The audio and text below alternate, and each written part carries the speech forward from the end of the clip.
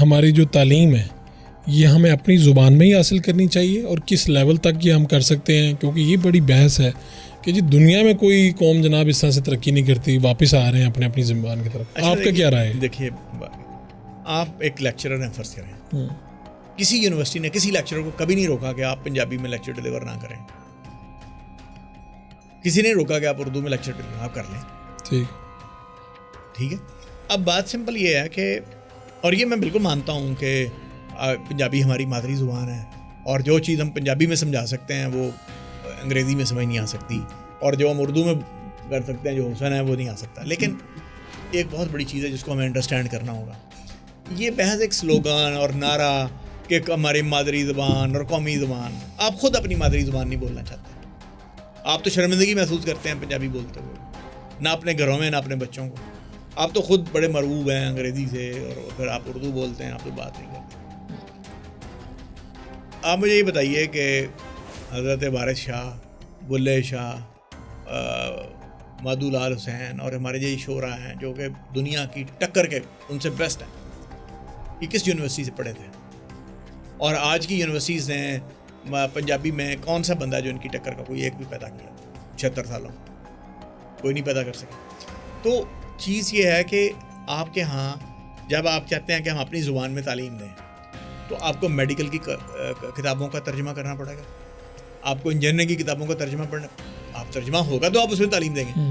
آج دنیا کا میکسیمم جو علم ہے وہ انگریزی زبان میں ہے. آپ کے پاس اردو میں آپ کا اردو سائنس بورڈ ہے، کتنی کتابوں کے ترجمے اس نے کر لیے ہیں.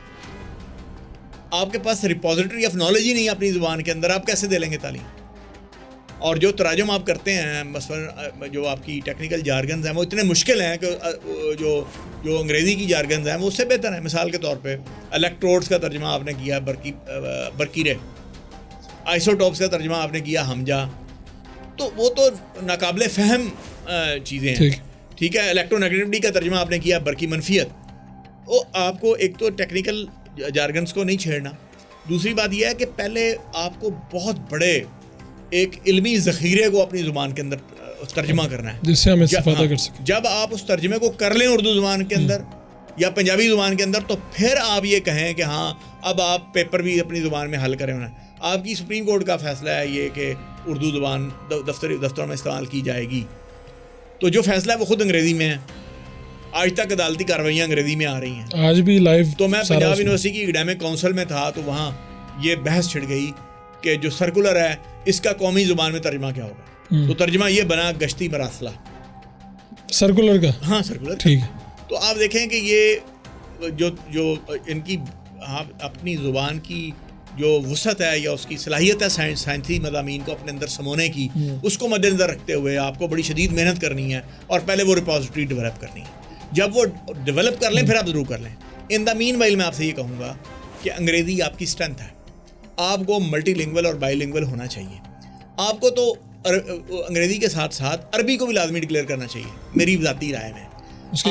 عربی آپ 57 اسلامی ملک ہیں جن کے ساتھ آپ کی تجارت ہے، جو آپ کے مذہبی رشتے میں جڑے ہوئے ہیں، تو آپ کو تو عربی بھی آنی چاہیے، فارسی بھی آنی چاہیے، آپ کو جو ہے وہ انگریزی بھی آنی چاہیے.